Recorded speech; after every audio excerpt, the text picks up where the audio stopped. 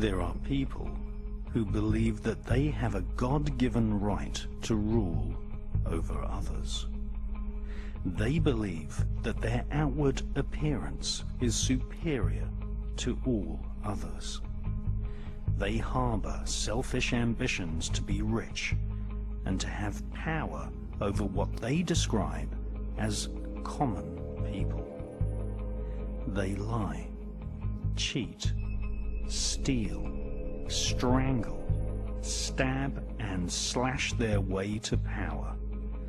They believe that their actual willpower, what the British occultist Aleister Crowley described as the will of Thelema, the royal will, must be obeyed. Literally millions of people have been slaughtered at the behest of the royal lust for war. And thousands of people have been assassinated so that demonic dukes and killer queens can reign supreme.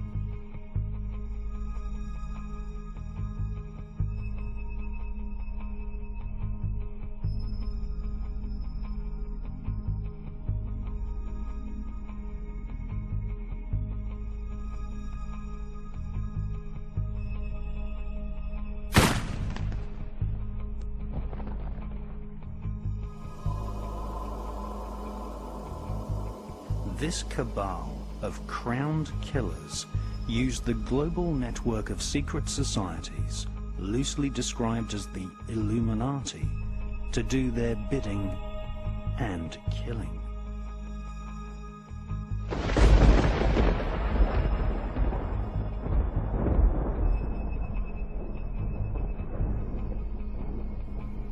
The conspiratorial view of history is the correct view of history. Conspiracy to grab property, conspiracy to make illegal profits, and conspiracy to assassinate has been the driving force behind the royal political elite for thousands of years. Many people believe that conspiracy in world politics simply does not exist. But it is a provable fact that the royal political elite have committed murder to gain power over and over again throughout the ages. Many of these murders were the result of a conspiracy usually orchestrated by politicians and aristocrats serving members of royal families. The Roman Emperor Julius Caesar was stabbed to death on the Ides of March. This was a conspiracy.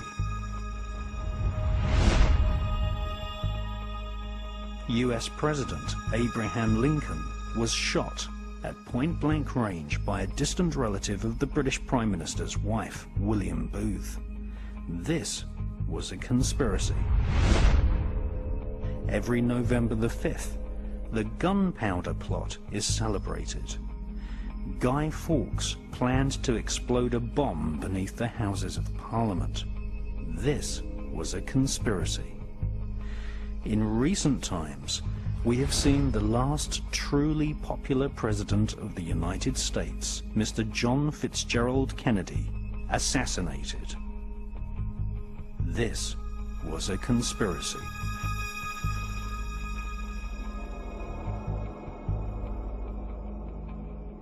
According to Muhammad al-Fayed, Princess Diana was the latest victim of a royal conspiracy in which she was allegedly murdered under orders from the British royal family.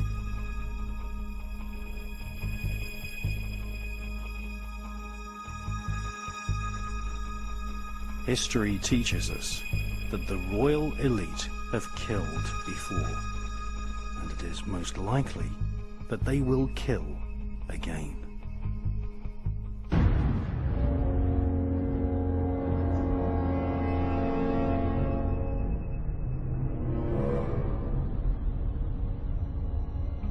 Many people believe that capital punishment, usually in the form of hanging, is no longer permitted in Britain.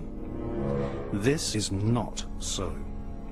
The royal family still reserve the right to prosecute and then hang someone if found guilty of treason. Treason, in its most harmless form, is simply criticism of the royal family.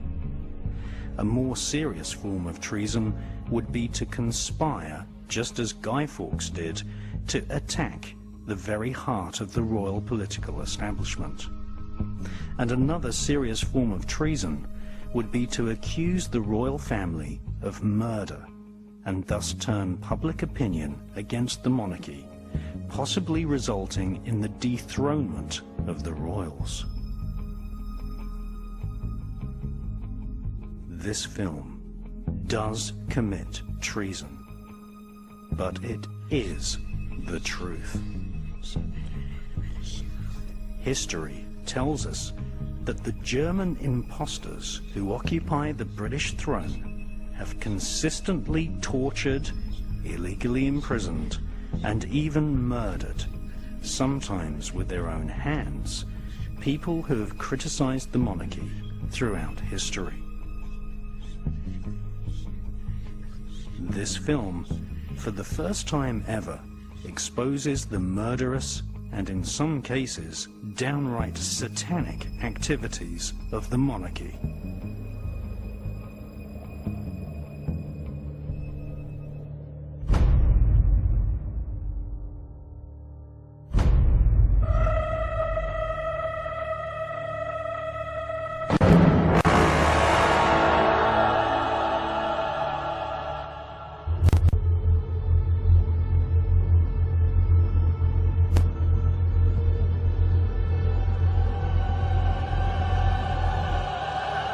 Let it begin.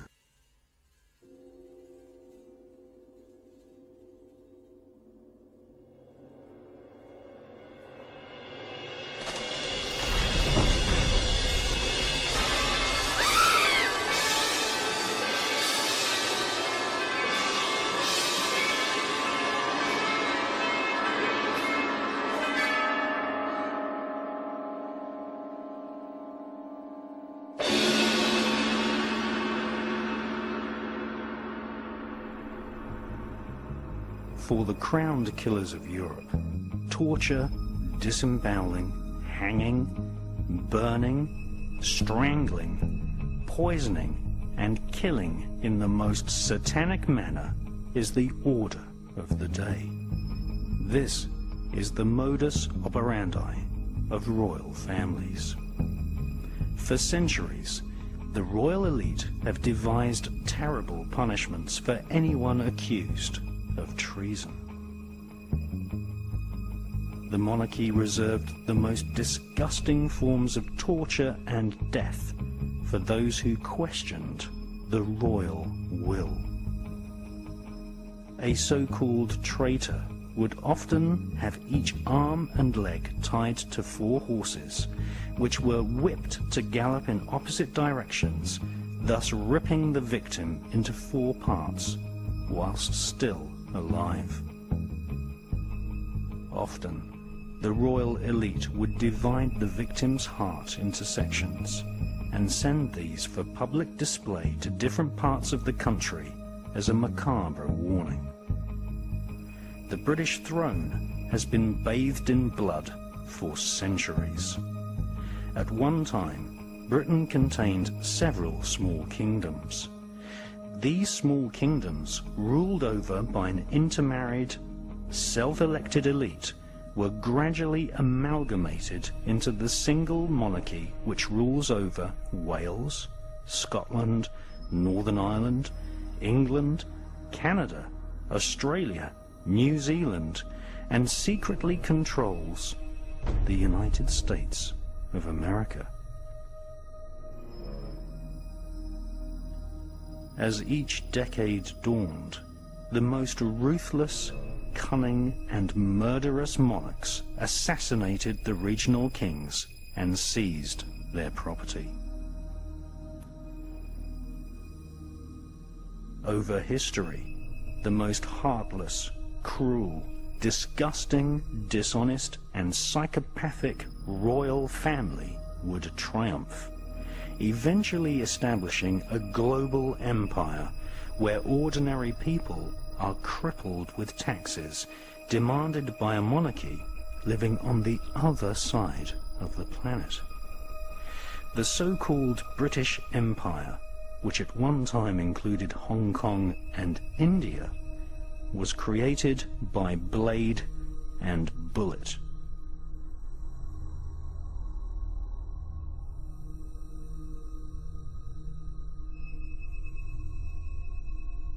The so-called royal family which triumphed is basically German. They are seated on almost every throne in Europe. They are the Saxe-Coburg-Gotha-Battenberg bloodline, which often intermarries with the Hesse-Kassel German nobility and claim Jewish descent from the royal house of David in ancient Israel.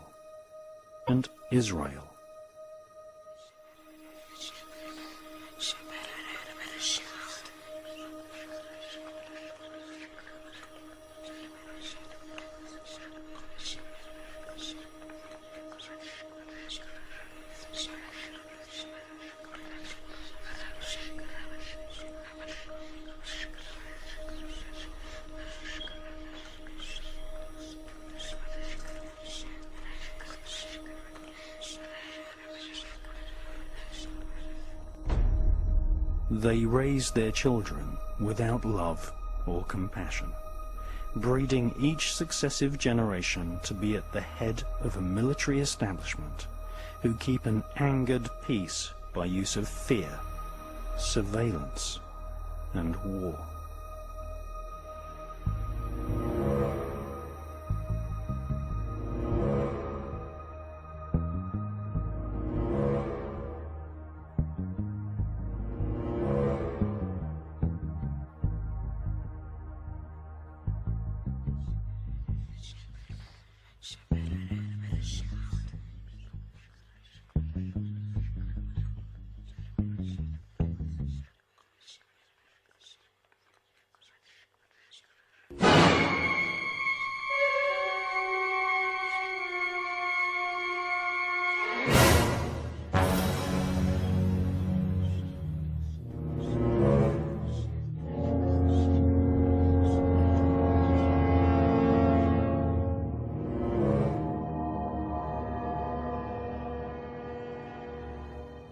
By the 1600s, the thrones of Europe were mostly occupied by Germans, which had super wealth, earning vast profits from peasant labor, outright slavery, and the international opium trade.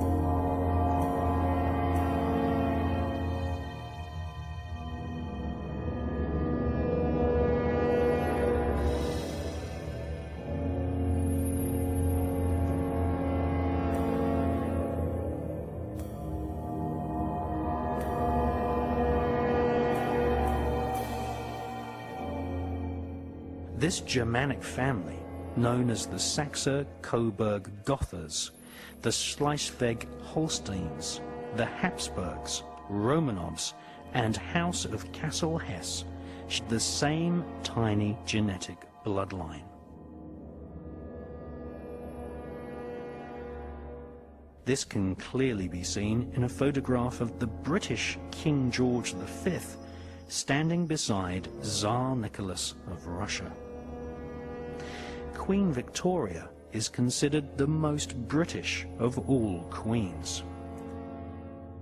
Her husband was German, and she wrote letters of state in German. Contrary to what the royal spin doctors have written in the school history books, Queen Victoria was not popular. She was often hissed in public, and there were no less than 7 attempts to kill her. Keeping the populace ignorant, using adults and children alike as virtual slaves in workhouses, providing no adequate protection against hypothermia, working every man and woman to exhaustion, and imposing a crippling poll tax was the modus operandi of Queen Victoria and all her relatives sitting on the thrones across Europe. So-called Victorian values allowed children to be used as slave labor. Inhumane slums and widespread poverty was common across the whole of Europe right up until the 1970s. Even now, in the 21st century, large numbers of British people live in concrete boxes without adequate education, and therefore unable to find a profession to lift themselves out of poverty. There are as many homeless people in Europe today as there were 50 years ago.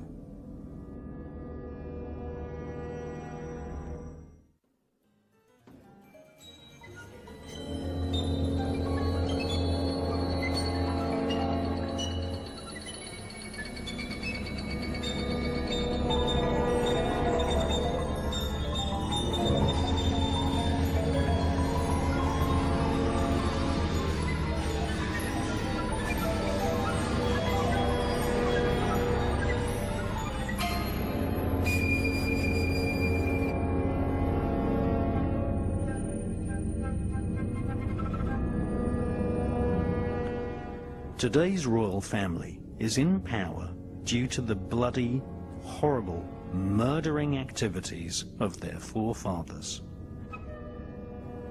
By the second half of the 16th century, the major bloodlines which sit on the thrones of Britain and Europe today were already established. One of the most vicious crowned killers was Tsar Ivan IV of Russia. His mother fell foul of one of the most common forms of royal assassination.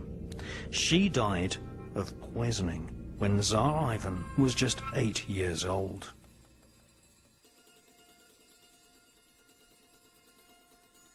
The young Tsar took great advantage of his royal will, what Aleister Crowley described as the royal thelema, a Greek word for willpower. All monarchs can exert their will and decree any act, even murder and rape, and act above the law. When he was just 9 years old, Tsar Ivan started torturing animals. This is a practice which is continued in ritual form amongst initiates of the Ordo Templi Orientis, a secret Masonic academy previously headed by Aleister Crowley. By the age of 10, Ivan, Tsar of Russia, would personally oversee the torturing of so-called political prisoners. These were people who had merely been critical of his power.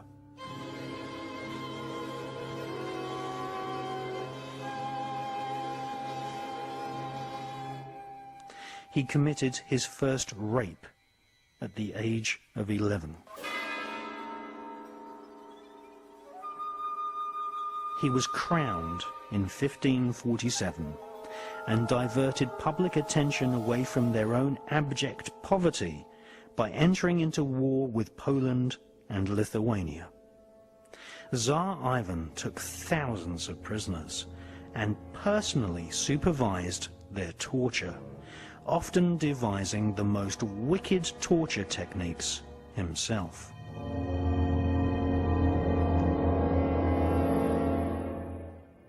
Tsar Ivan positively relished the screams of people as they had their eyes torn out. Women and even children were disemboweled, mauled by wild bears for his amusement, and people had parts of their bodies cut off and fed to his dogs whilst they roasted alive on a spit. Ivan also threw children into freezing lakes and rivers, and by 1569 he had extended his royal fortunes and property, with 60,000 people having been brutally murdered, many by his own hands.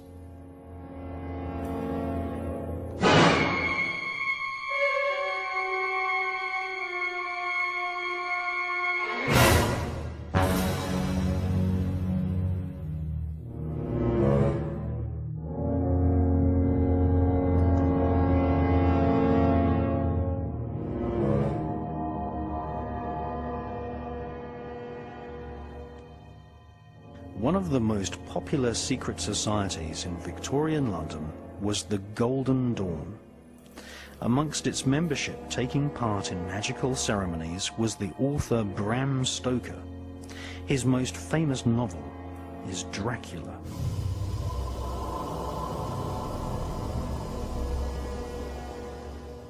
The vampirish nature of royal killers is renowned throughout history. Bram Stoker studied the career of psychopath Prince Vlad Dracul, who ruled Wallachia in the 15th century. Dracul means dragon. Prince Vlad was initiated into the royal court of the dragon by his father, which launched the young prince on a bloodthirsty sadistic career which saw him employ every form of torture and even force political prisoners to eat each other. Prince Vlad took the greatest sadistic pleasure in watching women eat parts of their own children, or husbands eating their own wives.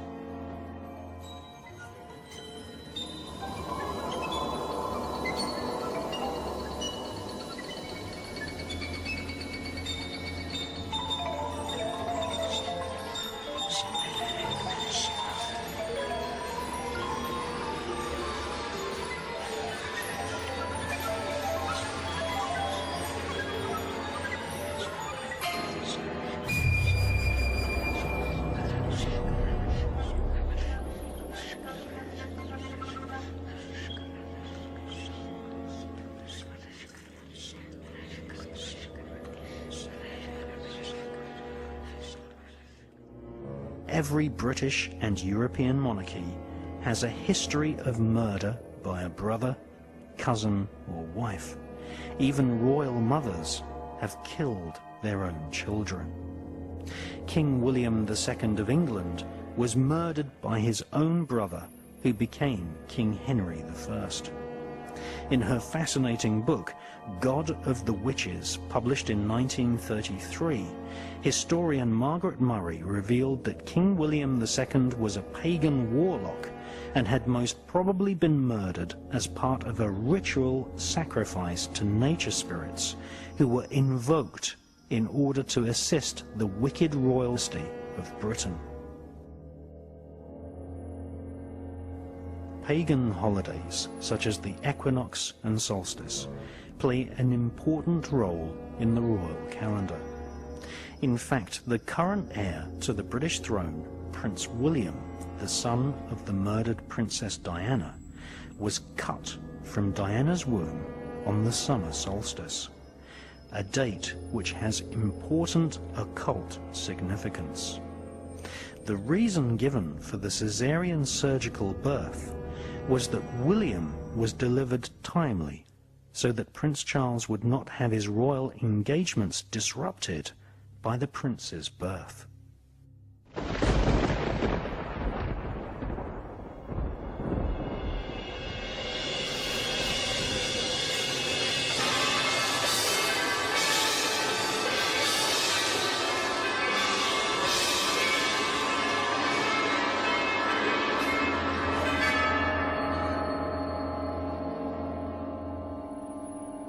One of Prince Charles's royal antecedents was the cruel Angevin dynasty. Their offspring sat on the thrones of England and also ruled the illegally captured kingdom of Jerusalem. One of the counts of Anjou returned from the Crusades with a new wife.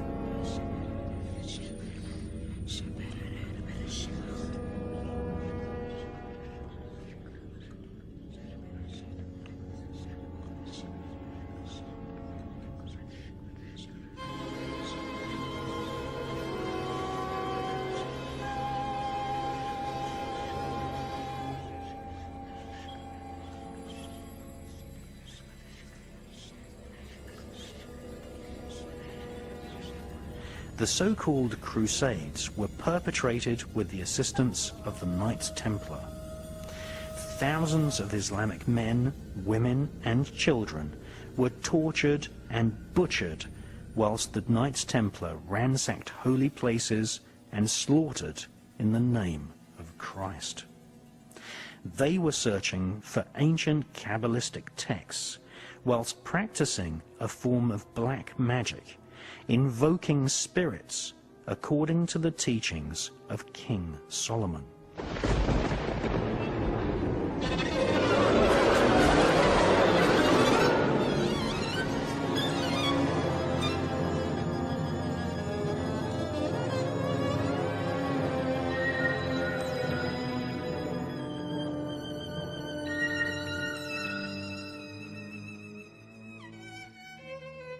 Some Templars eventually confessed that rituals were often held where spirits were invoked and commanded to speak through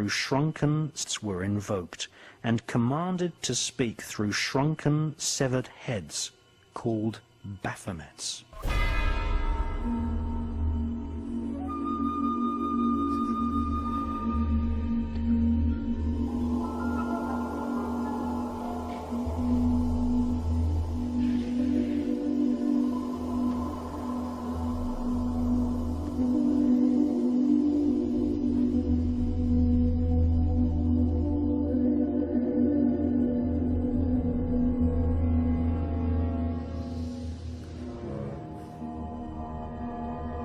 The Count of Anjou returned to Europe with a mysterious wife he had met during the Crusades. She was crowned Queen Melusine and became known as the Devil's Daughter. Her children seeded the famous Angevin monarchy of Europe, who became famous for their violent tempers. One descendant of Melusine, the Devil's Daughter, was King Henry II of England, who imprisoned his own wife for many years. King Henry also murdered his own Archbishop, Mr. Thomas Becket.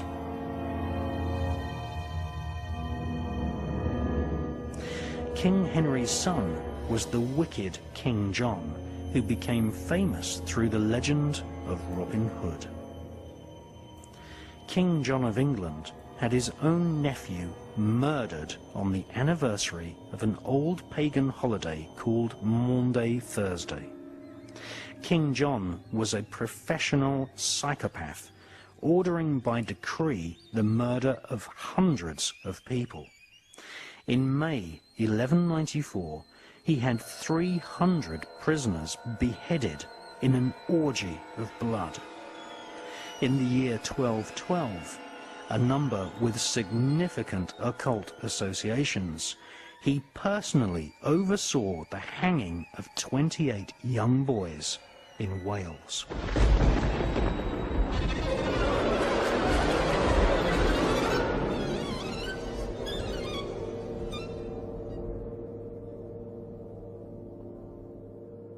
One of the most disgusting double murders at the hands of British royalty befell the young princes Edward and Richard, who were imprisoned and eventually stabbed to death by order of King Richard III in 1483.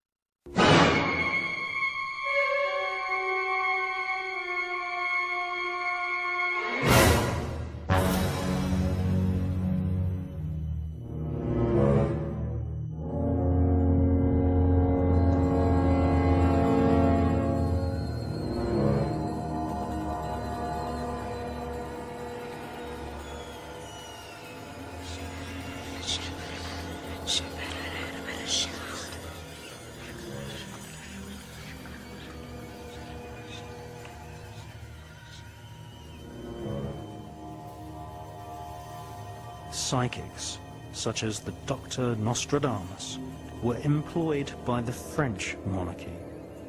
Nostradamus was a skilled scryer, staring endlessly into bowls of water until the reflected light was manipulated by spirits who foretold future events.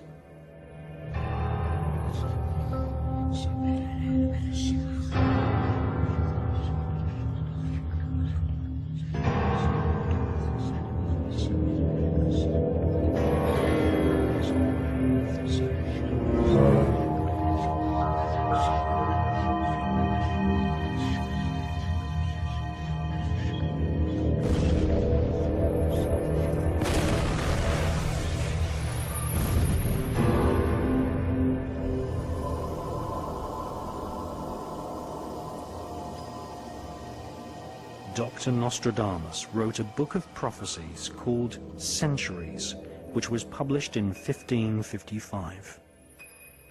He describes events from the mid-1500s through to the end of the world, which is predicted to come in the year 3797.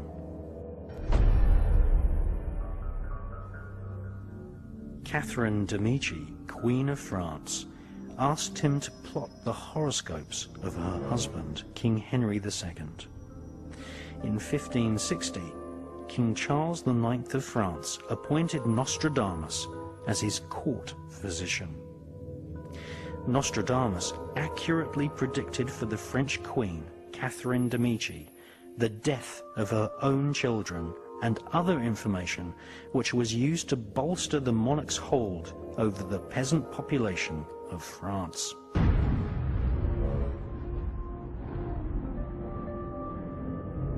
Magicians and mediums who consult with spirits have always been employed by the royal elite.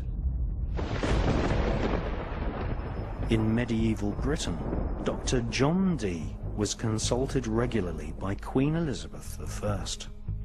At the British Museum in London, we see the dark mirror which John Dee used to see or scry the faces of spirits.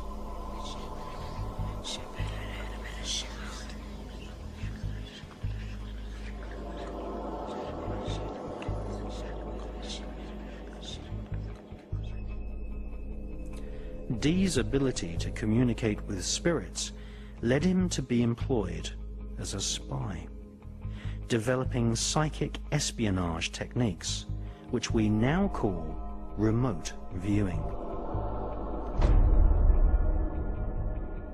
John Dee attended Trinity College in Cambridge, which became a place where occultists and the world of spies were intertwined. Aleister Crowley also attended Trinity College. In 1904, he wrote an introduction to an ancient book of spells called the Goetia. Soon after, Aleister Crowley followed the footsteps of John Dee and worked as a spy for Her Majesty's Secret Intelligence Service, MI5. In medieval Britain, anyone found communicating with spirits was in danger of being arrested by the many inquisitions organized by the Vatican.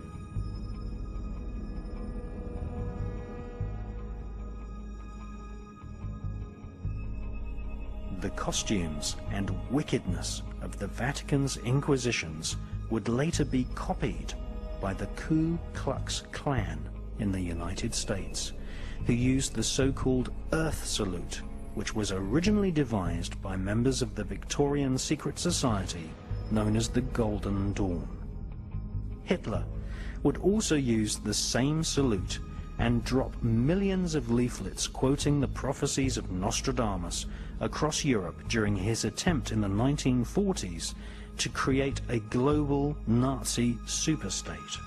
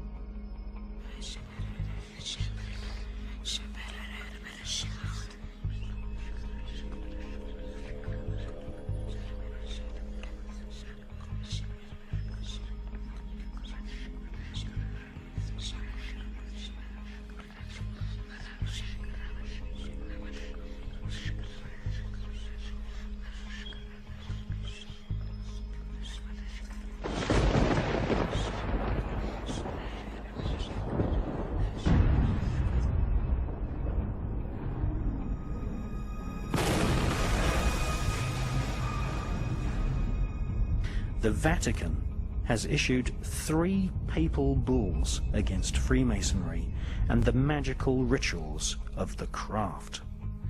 Many Catholics have also expressed doubt over the Hebrew science of spirit communication known as the Kabbalah. However, disregarding the warnings of the Pope, medieval monarchs across Europe ignored Vatican law and employed the services of Kabbalists, astrologers, and magicians, whilst being protected from prosecution by their power and wealth.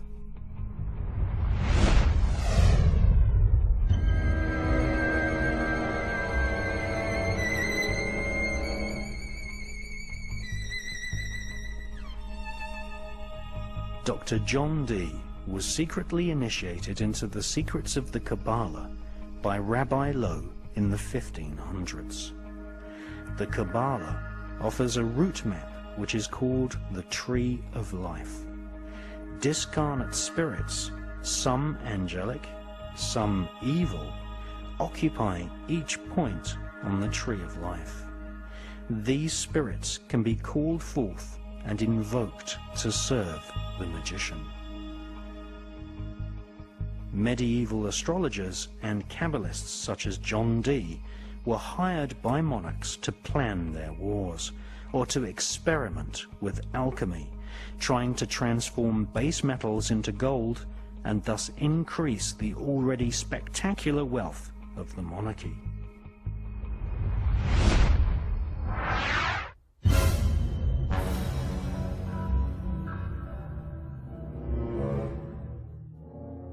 When a British monarch is crowned, an elaborate ceremony takes place which resembles the ritual crowning of King Solomon of ancient Israel.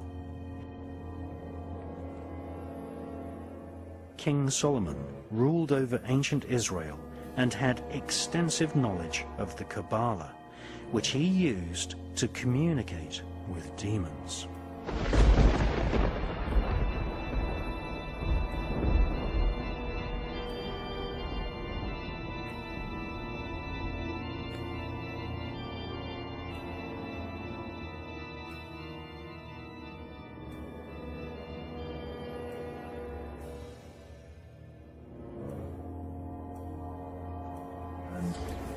As King Solomon was anointed king, the priest known as Zadok, and the prophet known as Nathan, so thou be anointed, blessed and consecrated, queen over all the people. King Solomon is the single most important figure in the occult teachings of world international Freemasonry. The ancient Goetia is a book of powerful invocations and spells written by King Solomon. These ancient spells and evocations were used to summon spirits who were then psychically tortured and forced to serve King Solomon. The Goetia contains descriptions of 72 demons, some of whom control their own army of lesser demons. King Solomon evoked and imprisoned these spirits in a bronze vessel sealed using magic symbols.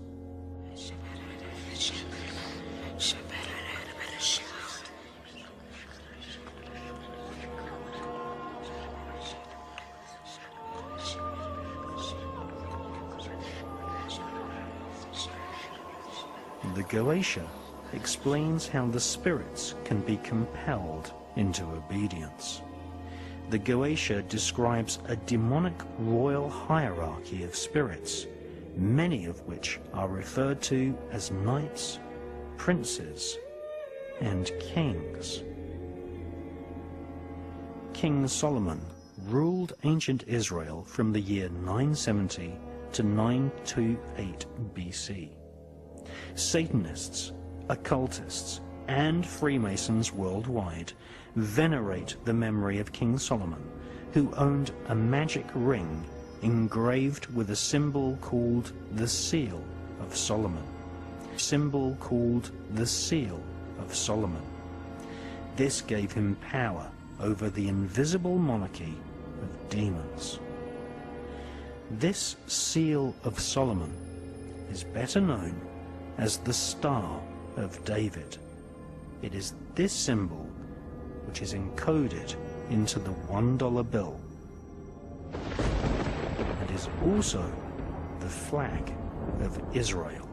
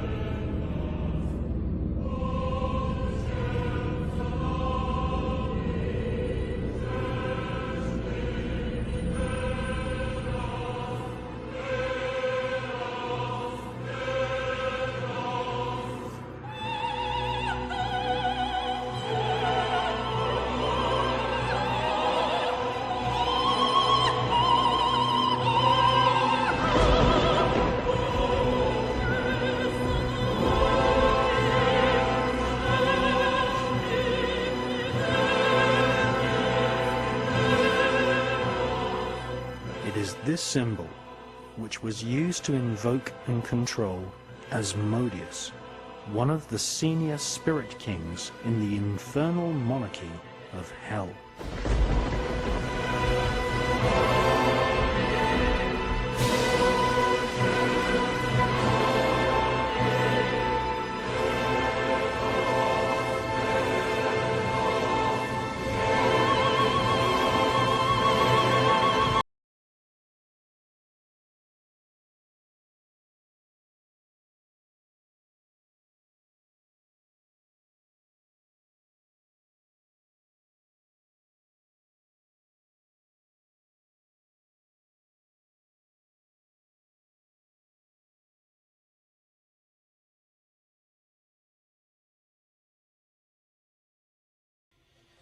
Well, David Icke's book, The Biggest Secret, is one of my all-time favourite books. There is a section in there talking about a character called Pindar, who apparently is the boss of some of these satanic councils or satanic groups in America, and he also attends rituals in Europe. And according to some of the sources which David Icke used for his book, Pindar, this character, is otherwise known as the Marquis de Libu, or the Marquis of Libu. So there is a section in the book saying, you know, can you give us any more information?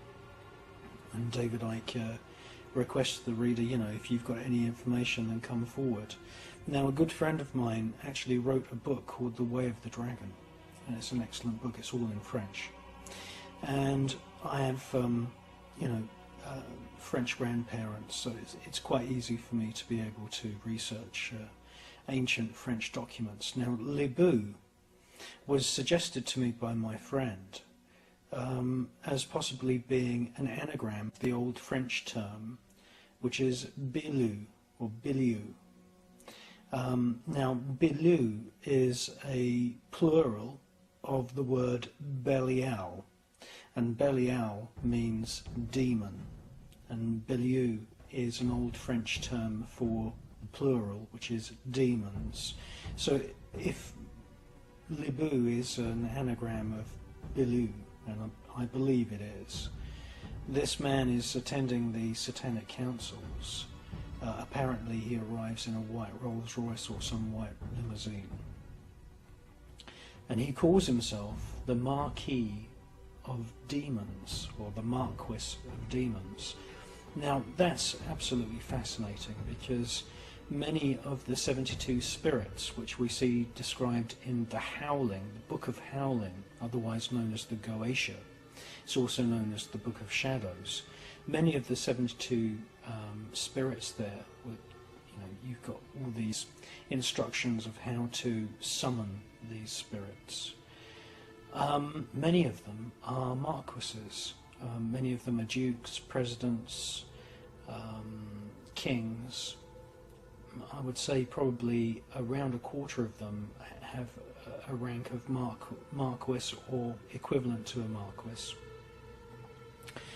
And if you conjure these spirits using the information which you find in the Goetia and also in other medieval grimoires, you will see that in your mind's eye these spirits often appear riding dragons or griffins, or they hold serpents in their hands, and at your command they will take the form of a human being.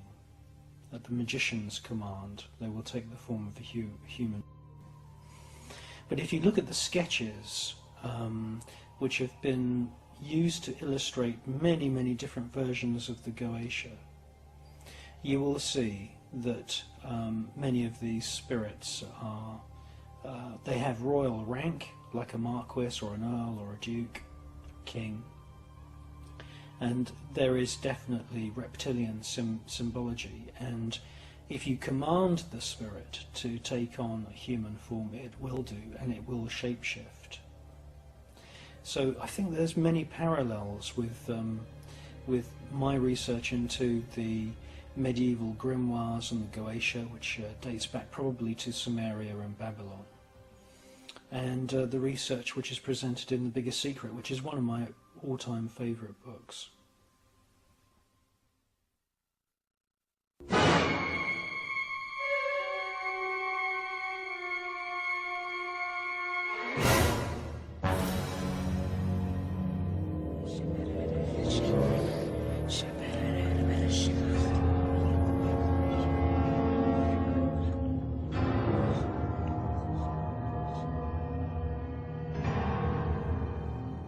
Asmodeus, who often appears as a classic devil creature, can be found inside the church of Rennes-le-Château in the Languedoc region of southern France.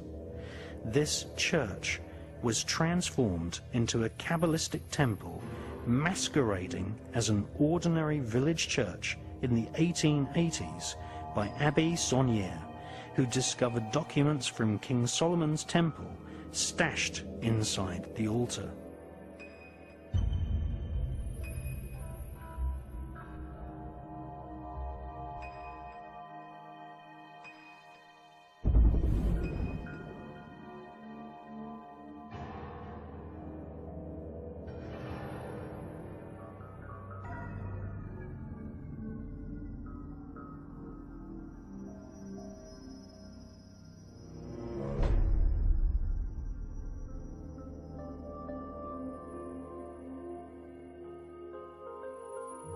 To this very day, the British coronation is a bastardized version of the actual coronation ritual of King Solomon. King Solomon and his magical temple are the central foundation stone of world international Freemasonry. The Masonic rituals are designed to invoke a magical atmosphere in the lodge. Millions of Freemasons meet every week at lodges all over the planet, all venerating and singing hymns to King Solomon and spirits.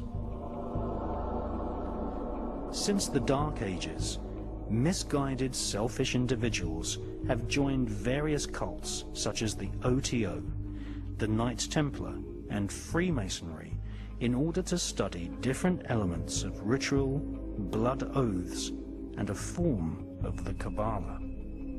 The upper levels of Freemasonry require the initiate to memorize dozens of pages of text written in Hebrew and study symbols used in the Goetia to invoke spirits. The Templars and Masons have been led by senior royals since the beginning. The Masonic network provides the monarchy with an invisible worldwide cabal who have sworn allegiance to the monarchy and their Masonic demon god known as Yabulon. The entity known as Baal is named by King Solomon as the most senior spirit in the infernal royal hierarchy of demons. Masons swear never to divulge each other's secrets. Also, never to criticize a fellow Mason, even if he be guilty of murder. This provides the monarchy with a global army of Freemasons willing to do their service in secret to the crown.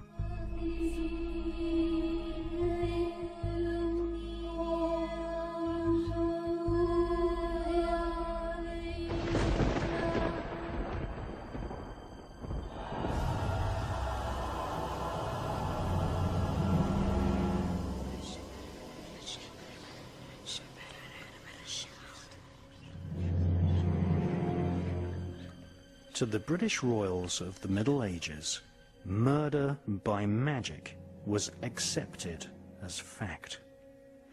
Queen Elizabeth I and King Henry VIII ruled Britain at a time when the black arts of witchcraft and poisoning were inseparably linked.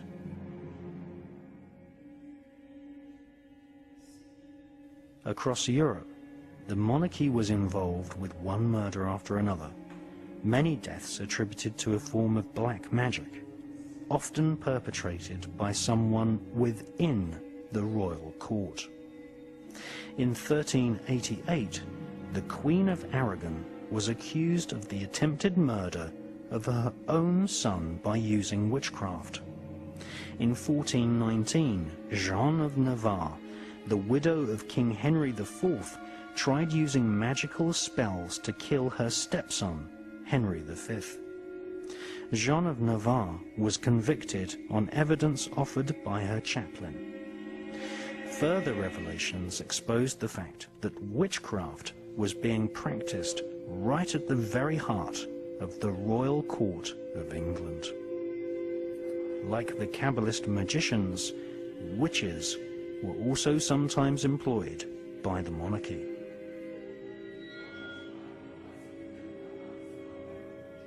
Medieval witches would often make wax figurines resembling the likeness of the intended victim.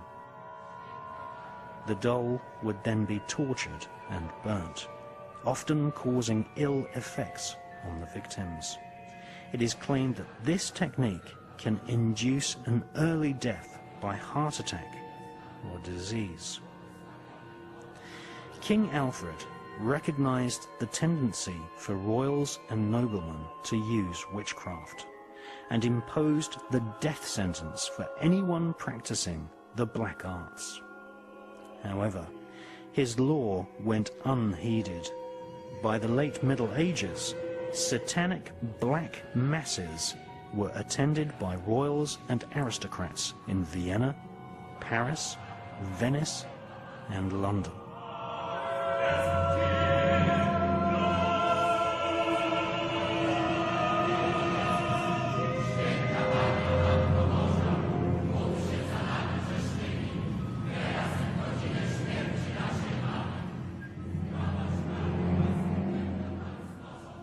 King Henry VIII came to the throne knowing that psychics, magicians, and mystics with knowledge of necromancy had been on permanent employment with the royal court. In 1538, Mabel Brigg was executed in York for trying to kill Henry VIII using the so-called Black Fast, where the sorcerer performs a hunger strike inside a magic circle whilst directing the wrath of spirits against the victim. In 1429, it was disclosed through letters written by Jean of Navarre that she was a member of a coven of witches which operated right in the heart of the English royal court. One of her fellow witches was the wife of one of her stepsons, Eleanor Cobham, who was married to Humphrey, Duke of Gloucester. Eleanor Cobham was arrested on the 25th of June 1441 at the King's Head Tavern in Cheapside, London, and stood trial for witchcraft. Her husband was the heir to the British throne.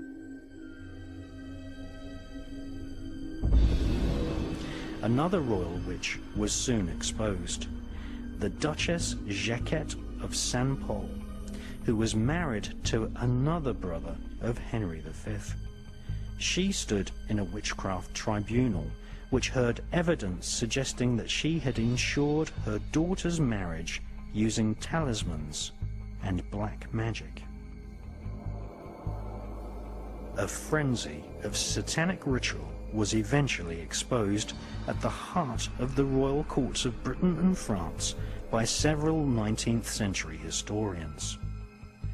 Catherine de' Medici, the Queen of France, performed several satanic black masses for the benefit of the royal aristocratic elite. French author Jean Baudin wrote a book about witchcraft recounting that in the 1600s Catherine Monvoisin and the priest Etienne Guibourg performed black masses for the mistress of the King of France.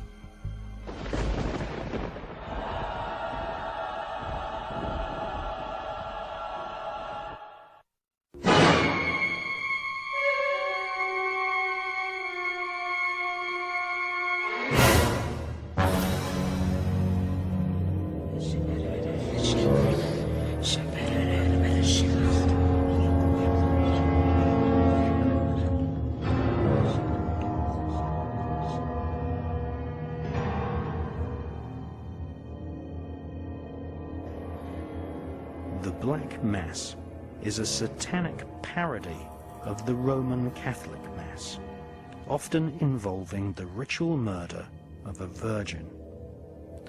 Aleister Crowley wrote extensively about ritual sacrifice and recommended that a child under the age of 9 of above average intelligence made the ideal sacrificial victim. Much to the horror of the 17th century royal elite, Etienne Guibourg publicly confessed that the mistress of King Louis XIV of France, Madame de Montespan, would lie naked upon a satanic altar with a chalice of wine infused with intoxicating herbs on her bare stomach. She would hold 2 black candles in each of her outstretched hands. The royal Black Mass, combined with a family tradition of cruelty and outright evil, would be continued into the 1700s by the aristocrat known as the Marquis de Sade.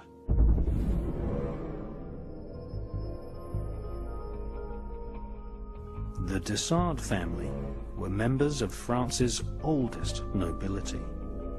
The Marquis de Sade repeatedly abused young prostitutes in his castle at Lacoste in France. He wrote about pornographic orgies and ritualized sexual beatings involving monks, priests, and even the Pope himself. Sade avoided a prison sentence by claiming insanity and spent most of his life in a comfortable mental asylum. In the asylum, the Marquis de Sade immediately began an affair with a 13-year-old girl called Madeleine Leclerc. Sade died in 1814. His death marked a new era of Satanism and murder at the royal courts of Britain, France, and Russia.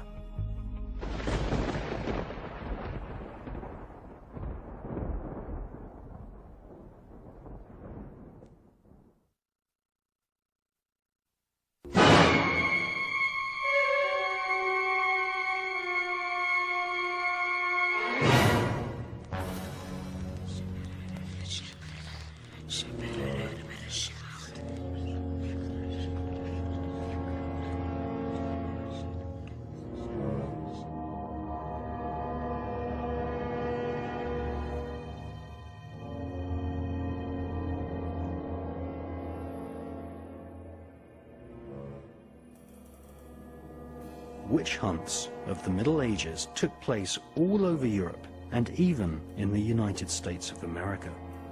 However, witch hunts in the Russian Imperial Empire were much more rare.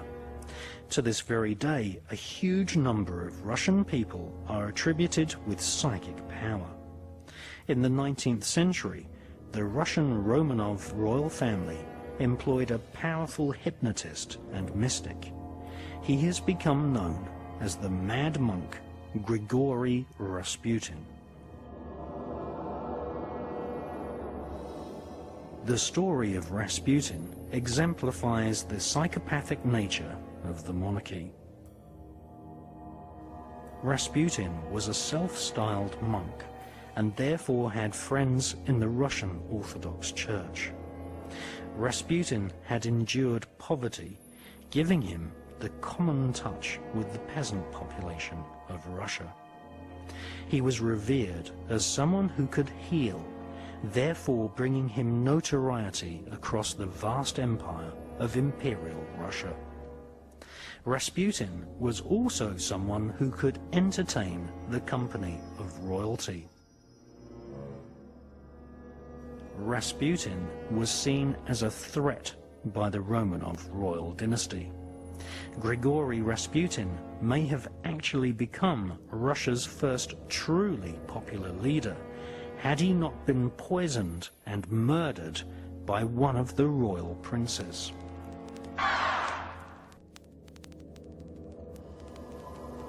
Born in 1869, the mystical Grigory Rasputin could engage himself in an intense trance where he prophesied future events. His psychic healing powers were employed by Tsar Nicholas and Queen Alexandra. Rasputin used his famous healing hands to cure the Tsar's son. Once the royal Romanov dynasty saw the immense power of Rasputin, they quickly realized that a popular revolt may elevate Rasputin to be the leader of a new Russian republic. The Romanov royal family immediately plotted the murder of Rasputin. However, Rasputin's psychic powers allowed him to prophesy his own death, and he gave warning to Tsar Nicholas that if he were to murder Rasputin, then the whole Romanov royal family would also be killed.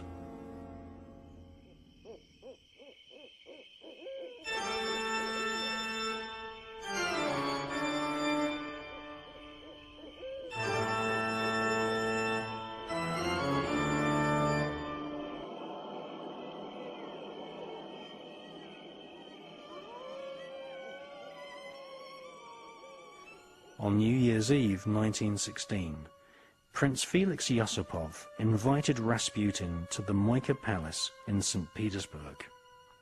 The prince gave Rasputin poisoned food. However, Rasputin showed no sign of dying. Prince Felix panicked and rushed out of the palace to consult Grand Duke Dmitri. The Duke and Prince returned with a gun and shot Rasputin at point-blank range. a palace doctor was called who could find no sign of life in the body of Rasputin. However, suddenly, Rasputin regained consciousness, and the prince and the duke ran for the outer gate of the palace and called for armed troops to finish off Rasputin. Rasputin chased the duke and prince. The crowned prince took a club and hit Rasputin repeatedly over the head in a typically psychopathic royal temper.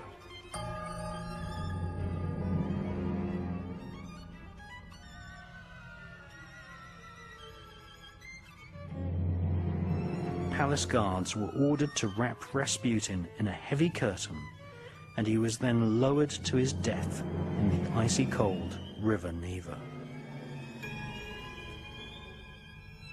Thus, the Russian people lost one of their truly great potential leaders.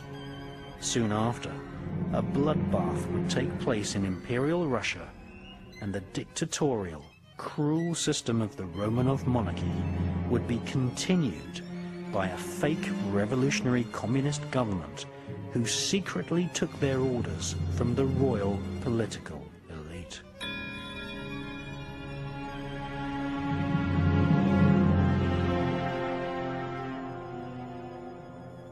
Descendants of the Russian monarchy and aristocracy now rule Russia from behind the scenes, having introduced the same system of globalization and stock markets which the royal elite have used to ensnare the economies of most countries on the face of planet Earth.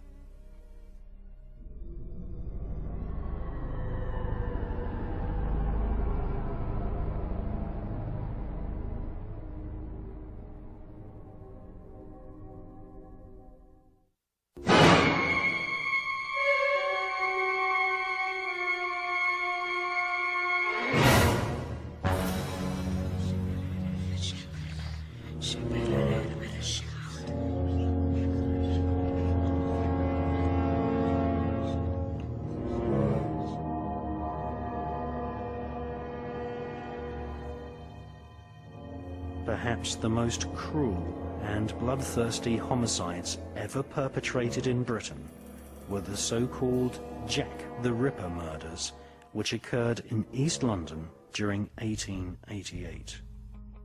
This was more than just murder. The so-called Jack the Ripper murders were ritual bloodbaths. The victims were slaughtered according to the oaths of loyalty sworn by members of the Masonic religion. Now, for the first time on film, we can reveal the truth about Jack the Ripper. Diaries written by Inspector Aberline of Scotland Yard at the time of the Ripper murders have been held in safekeeping by Joseph Sickert, whose father was an artist who gave art lessons to Prince Albert Victor, the heir to the throne of the British Empire in the 19th century. Prince Albert Victor was known as Prince Eddie. He was the son of Queen Alexandra and the grandson of Queen Victoria. During the last 120 years, royal spin doctors have led the public to believe that Queen Victoria was popular. She was not. Often hissed in public, Queen Victoria was a German, and so was her husband. They were great supporters and patrons of World International Freemasonry. Queen Victoria's son became King Edward VII.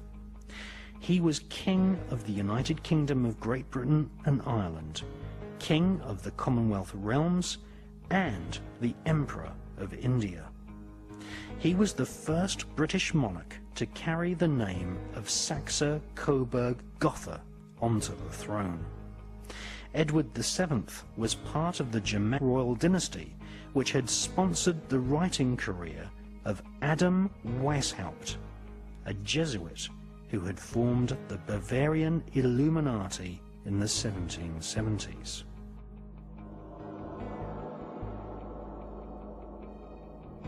the Bavarian Illuminati infiltrated the upper echelons of Freemasonry, preaching a secret doctrine of a new world order, a global superstate where compassion and democracy would have no place. Since the 1700s, the Bavarian Illuminati has fragmented into an invisible global network of secret societies, which includes the infamous Skull and Bones fraternity at Yale University in the United States.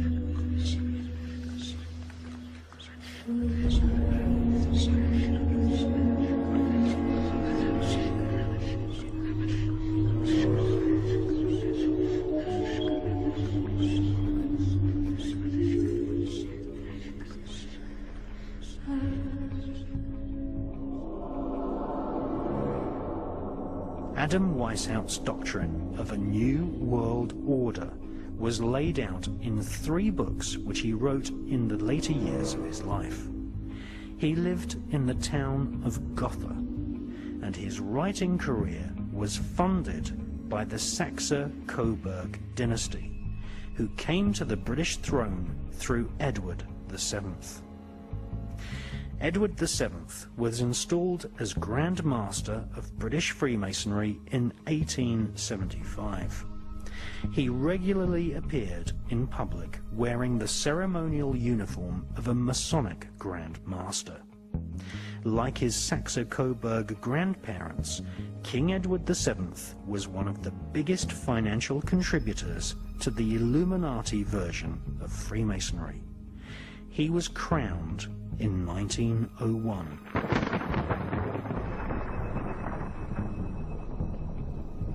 Masonic lodges existed in several royal palaces, most notably in Kensington Palace, which was home to the Royal Alpha Lodge. It was here, in 1885, that King Edward VII initiated his own son, Prince Albert Victor, better known as Prince Eddie. Prince Eddie was genetically handicapped. Generation after generation of inbreeding within the Saxe-Coburg bloodline had resulted in Prince Eddie, the heir to the throne, being partially deaf. With typical cruelty, most of the royal family had no time for a partially deaf person, and Eddie's brother was groomed instead to take the throne after Edward VII died. Along with the great and the good of Victorian and Edwardian society, Prince Eddie spent much of his time enjoying himself at the taxpayers' expense in various brothels. Prince Eddie was a regular visitor of a homosexual paedophile brothel in Cleveland Street, London. Alistair Crowley, who claims to have been a member of the 1591 Studholme Masonic Lodge and also a visitor to the Royal Alpha Lodge at Kensington Palace, was in possession of love letters between Prince Eddie and a young boy at the brothel. This was a potential scandal for the heir to the throne, but the aristocracy supported the idea of paedophilia at the time. In fact, there was a revolt in the House of Lords when the age of consent was raised from 12 to 13 years of age. In fact, a much bigger scandal was soon to break, when it was revealed that Prince Eddie had made a young girl called Annie Crook pregnant. Prince Eddie had secretly married her even though he was forbidden to marry a Roman Catholic. Officially, this meant that he would not be able to become king.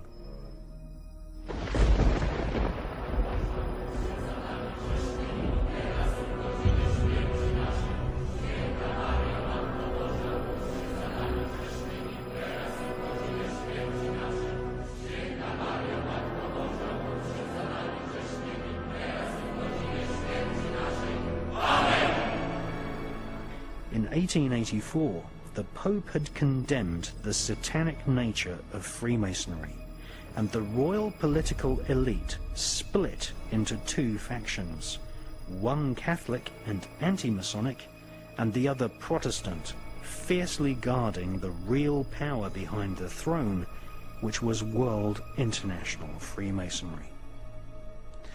Prince Eddie had secretly married a Catholic, and that was a form of treason.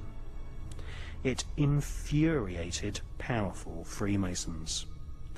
Mixed with a potent dash of royal paedophilia and Aleister Crowley's collection of homosexual love letters between the prince and a young boy, the British establishment was facing perhaps the biggest scandal ever to have rocked the monarchy. They decided to do what the monarchy has always done: stage a massive cover-up operation.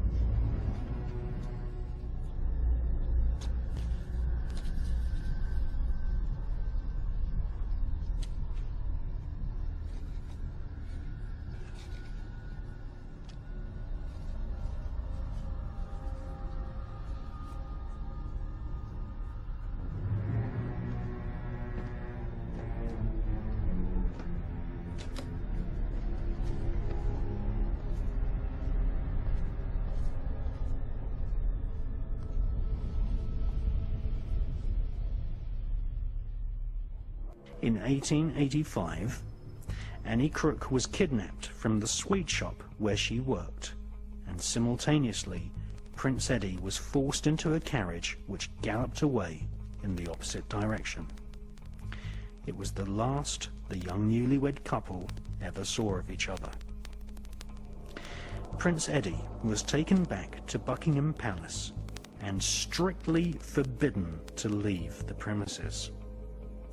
Annie Crook was illegally incarcerated at Guy's Hospital, where one of Queen Victoria's doctors, the wicked Sir William Gull, picked some of her brain out with tweezers, turning her into a mentally retarded, pathetic shadow of her former self.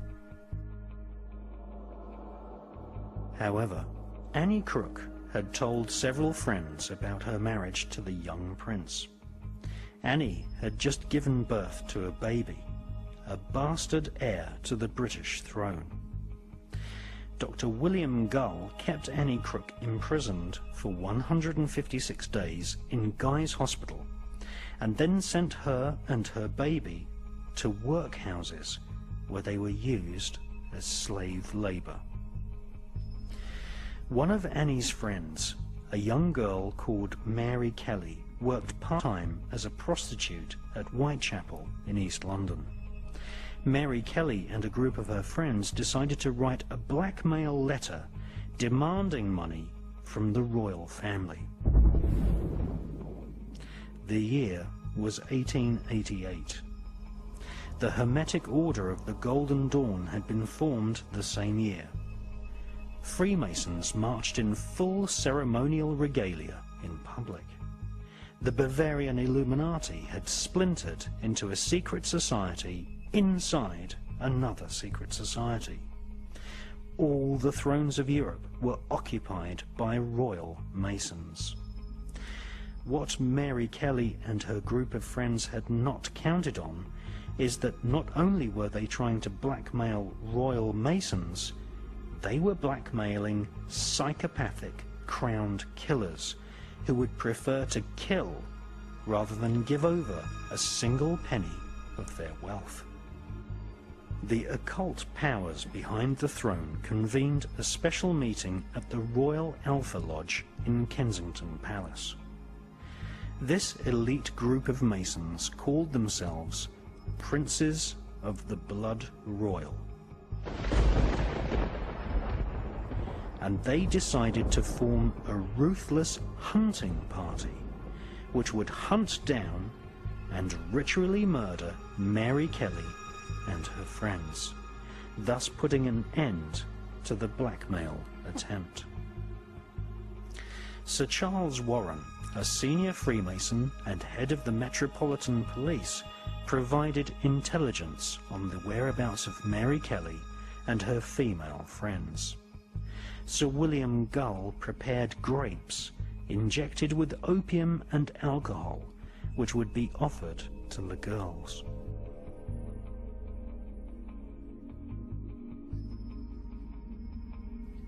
John Netley, a ruffian coach driver who worked for several aristocrats, would supply transportation. And J.K. Stephen, a socialite of Victorian London, would act as a lookout whilst the ritualized murders would take place inside Netley's horse-drawn carriage.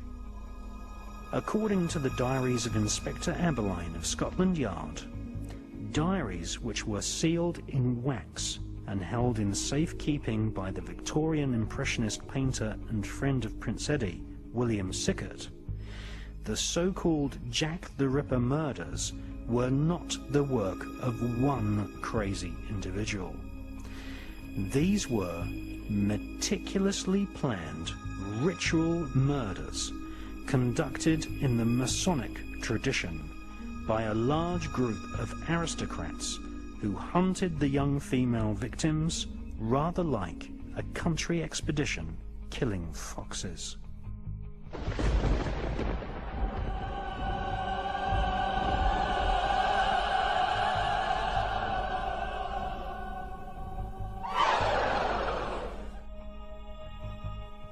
So who was the leader of the Jack the Ripper gang? None other than one of Britain and Ireland's most senior Freemasons, the son of a duke, member of Her Majesty's Privy Council, an Oxford graduate, a Justice of the Peace, Secretary of State for India, Member of Parliament for South Paddington in London, Chancellor of the Exchequer, Leader of the House of Commons in the British Parliament, friend of King Edward VII, and Mason Magister Majestic Magistorium of the Orange Order in Ireland, future father of Britain's most famous Prime Minister. The leader of the Jack the Ripper gang was Lord Randolph Spencer Churchill. It was Lord Randolph Spencer Churchill who sliced Masonic emblems into the faces of the victims. It was he who coordinated the so-called Jack the Ripper murders. And this film puts an end to a 120-year cover-up by the royal political elite of Great Britain.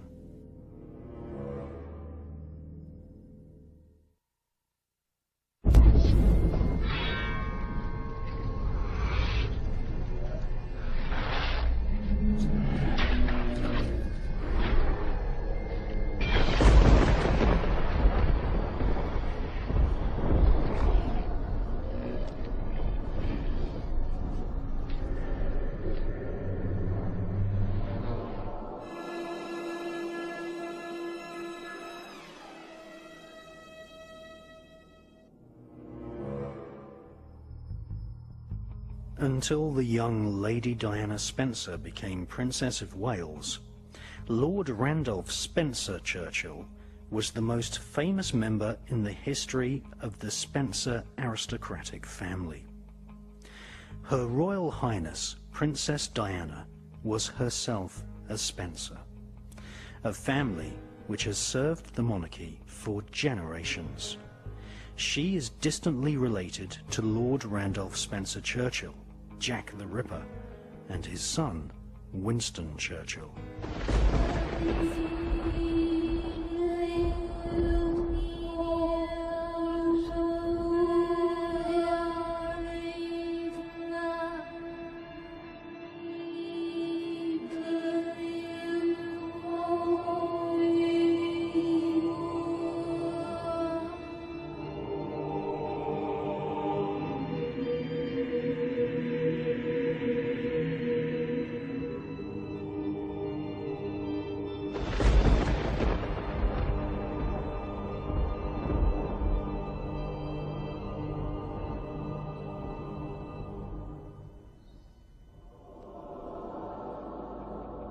Randolph Spencer Churchill was no stranger to the occult. He ripped and slashed the victims, slicing Masonic symbols into their faces. According to Masonic instruction, the internal organs of the victims were torn out and trailed over their left shoulder. For these murders were ritual sacrifices, a public warning to anyone who was considering to commit treason. A public warning to anyone who was considering to commit treason.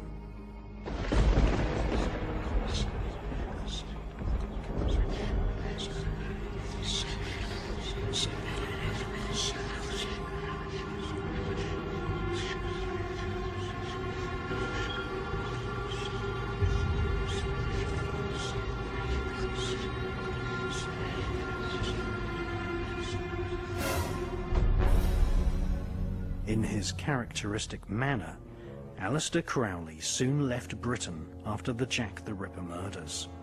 The love letters between Prince Eddie and the young boy prostitute never surfaced in the public domain.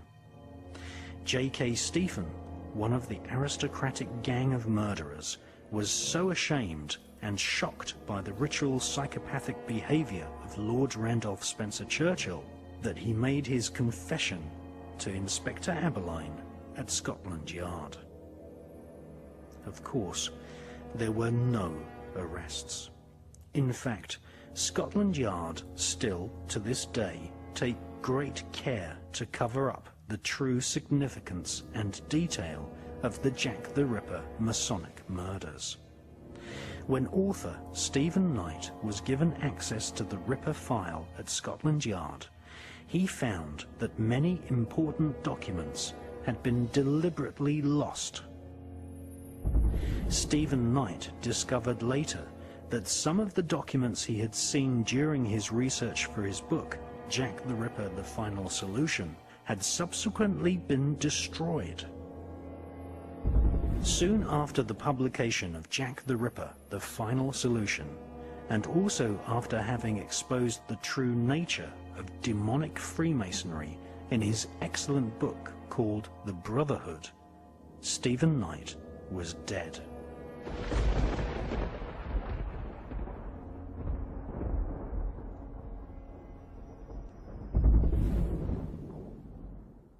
Now, what Diana says, again in her own words, is that she was told when the birth of William was coming along, that she was going to be induced so that the child would be born, wait for this, in line with Charles's polo playing program. Now, first of all, even if that was true, which it wasn't, what does that say about a father that would have an induced child so it would suit his polo playing program? But what was the real story? If you go back to ancient Babylon and the rituals of these people, they're fundamentally connected to the sun and the cycles of the sun. Nimrod, Baal, the sun god. And one of the key days of the year in their ritual calendar, therefore, is the summer solstice. They induced William to be born when? The summer solstice. And this is what's going on around us all the time. There's a movie, which that television is telling us is reality.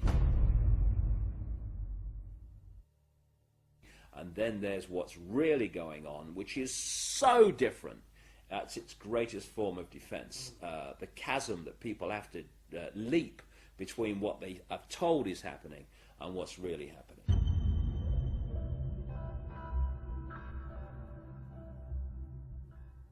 A confidant, Christian Fitzgerald, told me that people who did not support these black occult networks that are controlling not just Britain but increasingly the world, they were feeding her information and warning her that she was in danger.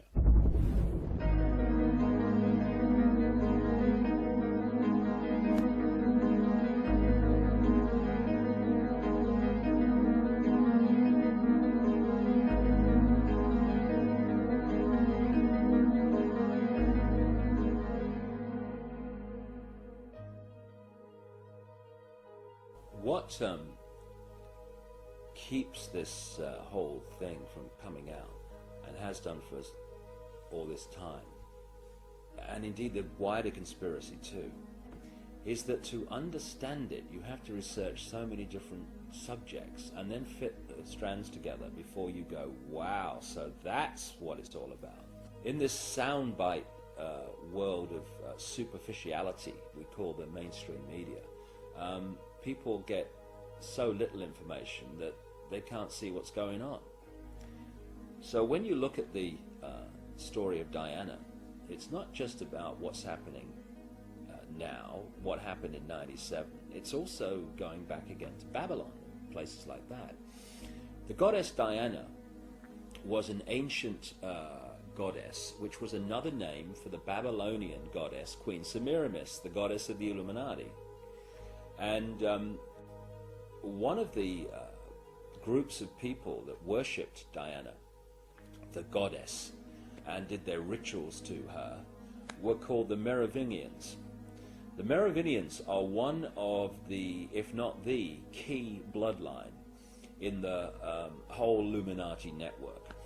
They were the royal line of a people called at one stage the Cambrian Franks, which is where we get France from, that came out of the time of the Trojan Wars in now what we now call Turkey, up through the Caucasus Mountains and into what we now call France. Eventually, their royal strand, the Merovingians, were what the whole people became known as.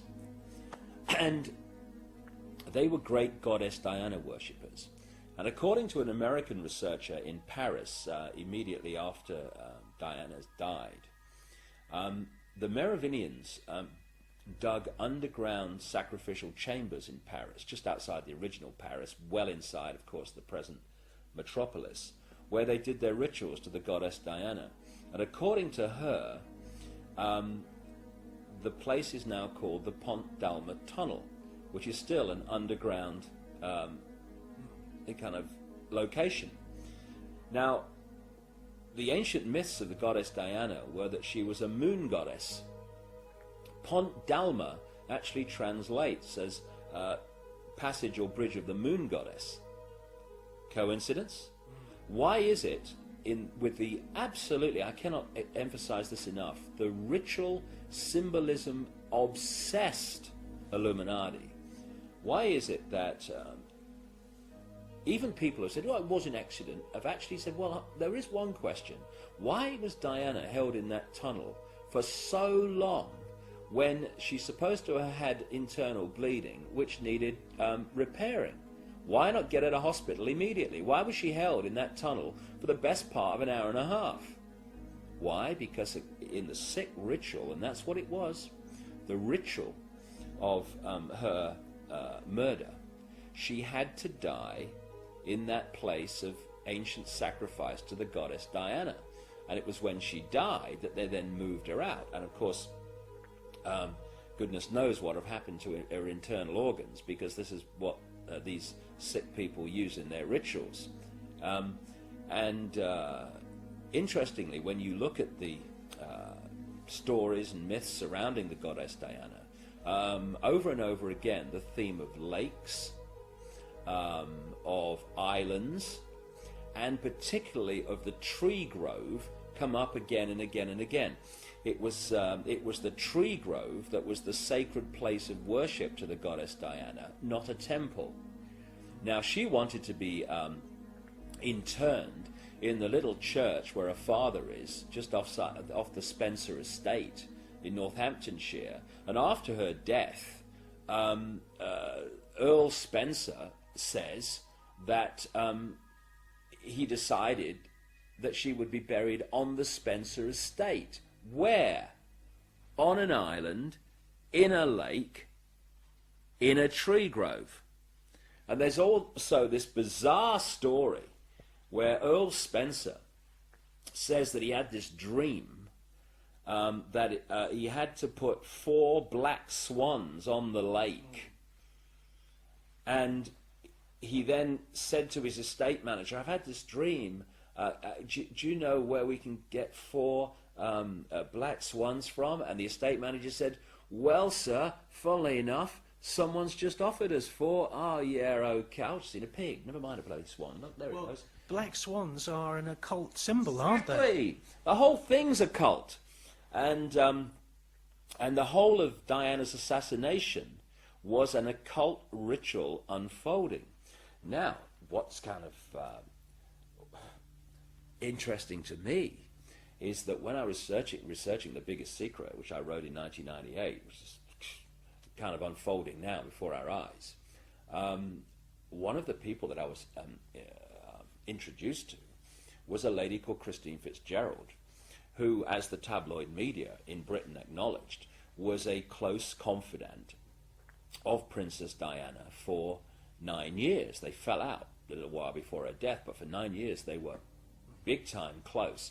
And Christine Fitzgerald is a hands-on alternative healer and into the esoteric, and therefore Diana could talk to her about things that other people would think, you know, oh, that Diana's mad, she's talking about this, that, and the other now. And I had long conversations with Christine Fitzgerald about the background to Diana and things that she experienced with her. And I had to have a wry smile to myself when the Paul Burrell revelations came out, because much of it was told to me years ago and is in The Biggest Secret.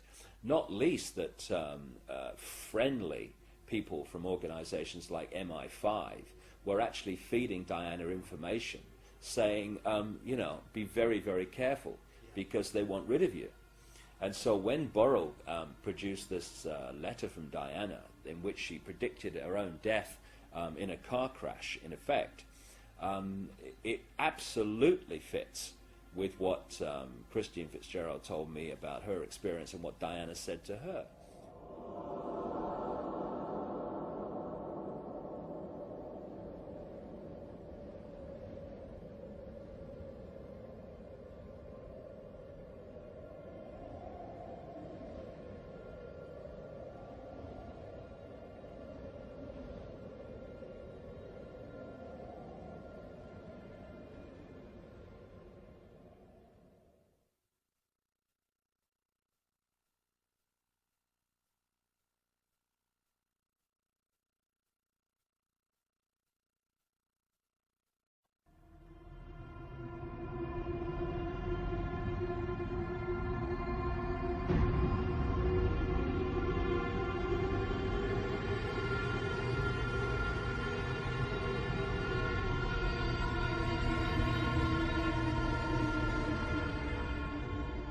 Diana was under intense surveillance by MI5 and MI6 at home and when she travelled outside the UK.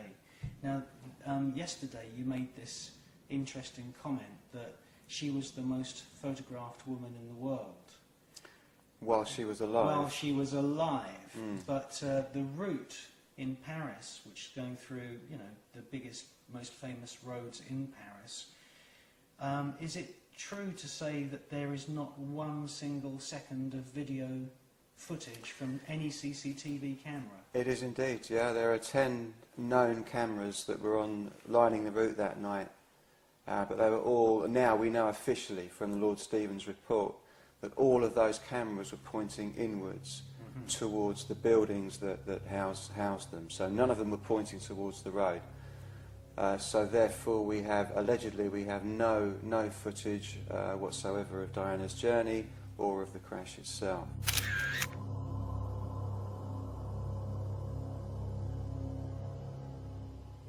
There's one photo of Dodie with Diana. Would you say that that is a photo that was taken on the actual last fatal journey? Yeah, that's a photo of them leaving the Ritz, yeah, I think. I would say so, yeah. Now, the interesting thing about these photos by the paparazzi, because presumably that's been photographed from the back of a motorcycle.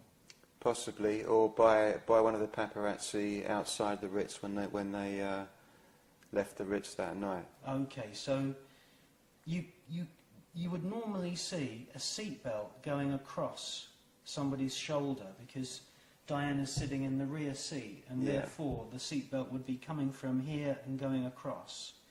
There's no seatbelt there. No, we know for sure now that none of the occupants were wearing their seatbelts, which is odd, really. But certainly in Diana's case, it's very strange because the minute news of her death reached Britain, all of her closest friends started to say, you know, why wasn't she wearing a seatbelt? It had become a religion for her to wear a seatbelt. She always wore her seatbelt. It was an obsession for her. But now we know, strangely, from Lord Stephen's report, again, that Diana's seatbelt in particular was jammed in the retracted position. That is a quote, verbatim, from Lord Stephen's report. Diana's seatbelt, the rear right seatbelt, was jammed in the retracted position, so she was unable to put her seatbelt on. Even though the others may have been able to, she was unable to. So that's just an interesting point that's come out of the report.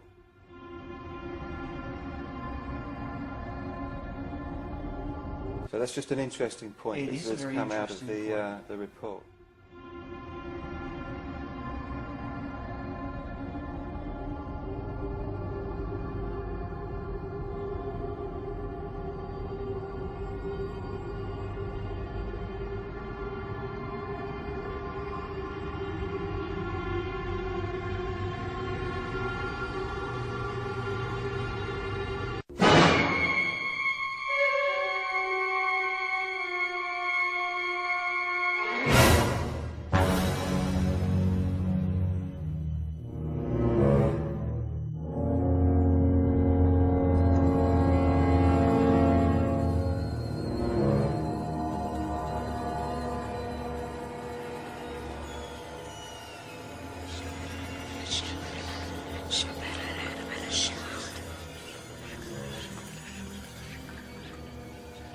After Prince Eddie learned of the bloodthirsty campaign of murder unleashed by the Masonic monarchy and saw the horrific photos of Mary Kelly and her friends in newspapers, he had a nervous breakdown at Sandringham. Sandringham was the birthplace of Princess Diana. When Prince Eddie learned of the evil partial lobotomy performed on his young Catholic wife, it was the final nail in the coffin for his sanity. However, the Masonic murderers had not completed their task.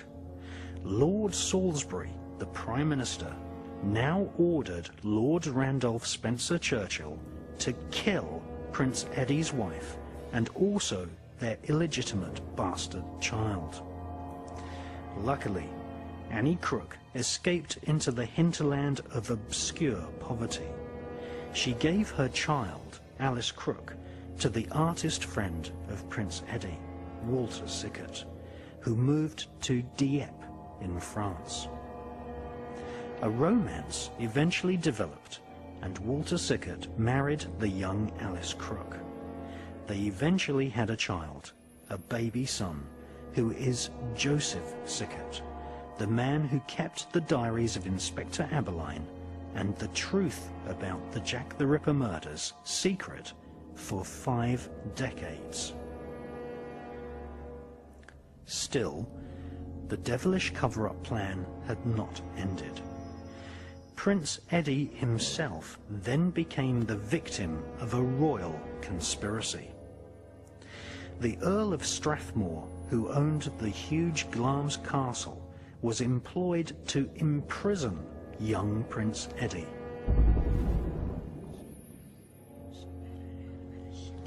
the royal family lied to the entire world and announced Prince Eddie's death on the 14th of January 1892, whilst secretly keeping him prisoner in hidden chambers at Balmoral and eventually later at Glamis Castle.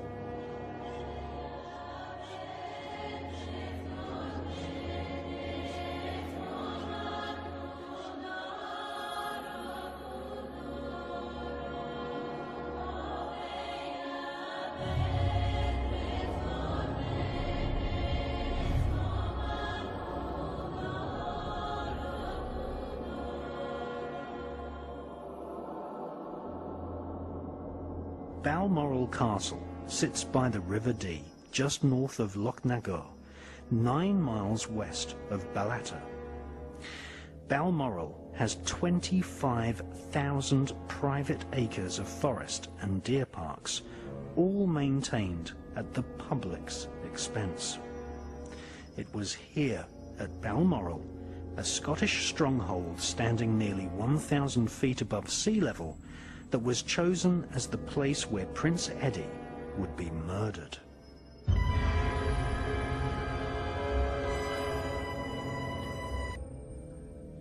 Lord Randolph Spencer Churchill and his coach driver, John Netley, were dispatched to Balmoral, where they pushed the young prince off a cliff.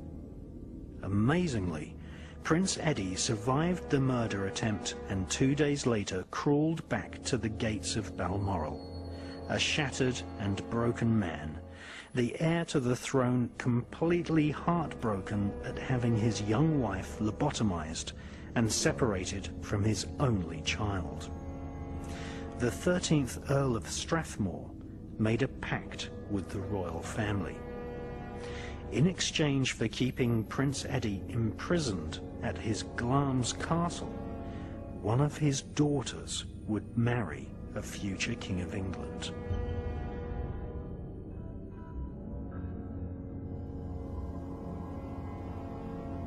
Glamis Castle has more than 100 rooms and many secret chambers.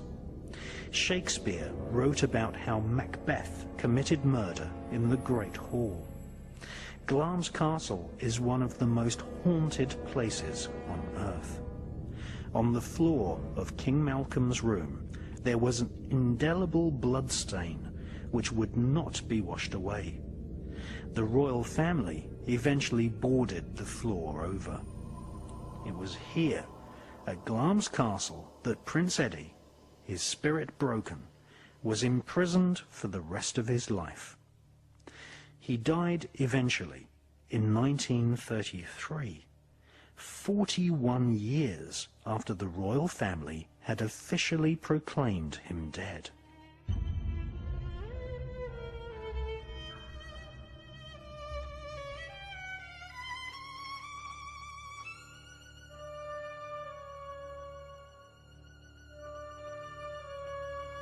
His mother, Queen Alexandra, visited Prince Eddie just once. She took a photo of her son and sent it to her sister, who was the Empress of Russia.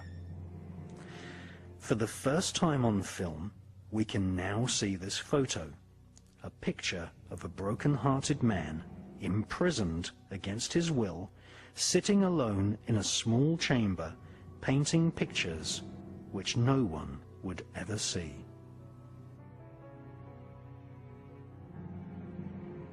Prince Eddie should have been king, but instead became a prisoner of the royal family. Rumours of a secret prisoner at Glamis Castle circulated amongst the staff for decades after. This was not the first time the royal aristocratic elite had imprisoned one of their own at Glamis Castle. According to official records, in October 1821, a son was born to the 11th Earl of Glamis. Because of royal inbreeding, the baby was hideously deformed. His parents, in a typically aristocratic, cruel manner, refused to announce the birth of their child as a future earl. Their son was badly deformed, resembling an egg with a hairy face and incredibly muscular arms. His parents illegally registered the baby as dead at birth.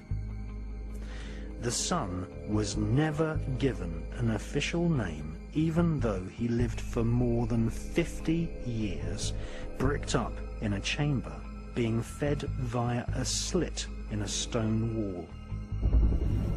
Rumors of the so-called Glamis monster persisted right up until the middle of the 20th century. The Glamis monster was in actual fact great uncle to Queen Elizabeth, the Queen Mother.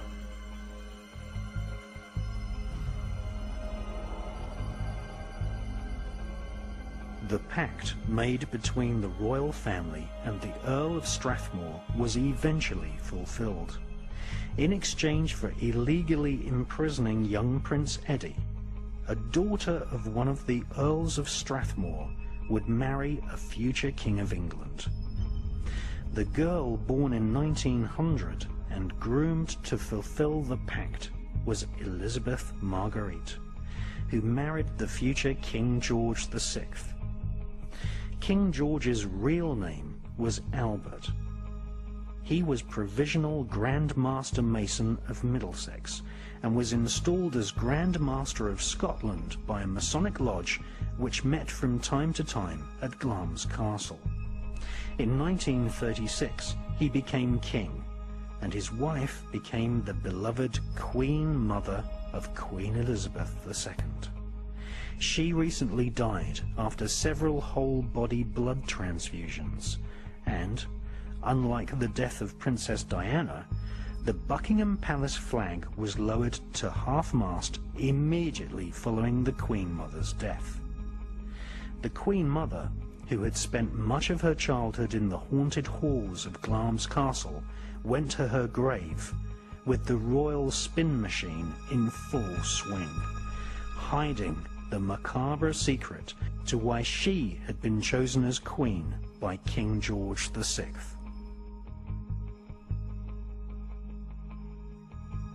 Their daughter, Elizabeth Saxe-Coburg-Gotha, whose family had invented the fake British name of Windsor to hide their German bloodline, was coronated in the bastardized version of King Solomon's occult ceremony at Westminster Abbey in 1953. The payoff for the Spencer-Churchill family was self-evident. Lord Randolph Spencer-Churchill's son, Winston, was made Prime Minister, and in 2 generations to come, a Spencer girl, the young, innocent, virginal Diana, would be groomed from birth to serve the royal oligarchy and marry the bachelor Prince Charles.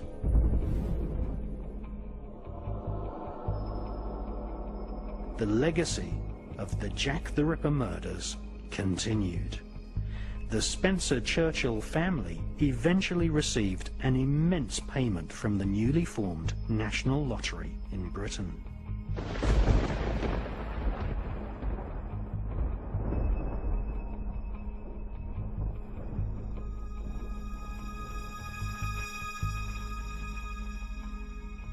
Winston Churchill was theatrically trained by his father to give speeches in the House of Commons in the exact same fake statesman-like style his father, Lord Randolph Spencer-Churchill, had used. In fact, some of the most important speeches of Winston Churchill were actually re-recorded by an actor, and it is these fake speeches which are often played on radio and television. Winston Churchill often visited Azni in Morocco, where he would bugger young Arabian boys whilst writing his memoirs, completely exonerating his father's memory in a sycophantic fake biography. Princess Diana's branch of the Spencer family was described in the media as a family which had always served the British monarchy. It is clear that the Spencer family had clearly been chosen as the genetic material from which a future heir to the British throne would come. Before marrying the virginal and innocent Princess Diana, Prince Charles had had affairs with both of Diana's sisters. Princess Diana had been born on the royal Sandringham estate. Diana was psychologically groomed to breed a future heir to the throne. In Diana's own words, once she had given birth to an heir and a spare, the cruel-hearted Saxe-Coburg dynasty returned to their evil ways and ostracized Diana, eventually stripping Diana's HRH title. Following Diana's appearance on the BBC's Panorama programme, where she criticised the royal family, British military intelligence were ordered to plan a brutal car accident which would kill the people's princess.